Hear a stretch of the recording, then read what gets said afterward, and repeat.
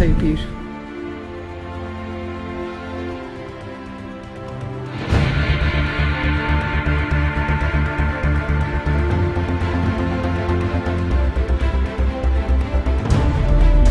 ¿Te encuentras con una necesidad en tu espíritu? Quizás sientes que desfalleces y que el fuego del espíritu que ha sido puesto en ti está menguando,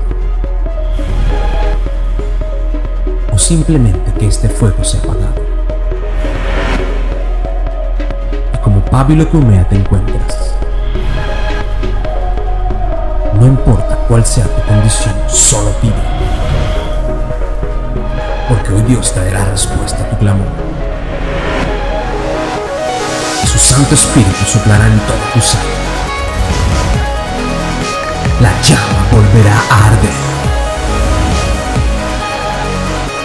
Avivarás el fuego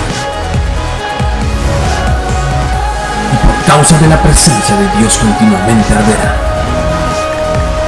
Sobre toda tu vida se derramará continuamente unción fresca y el fuego aumentará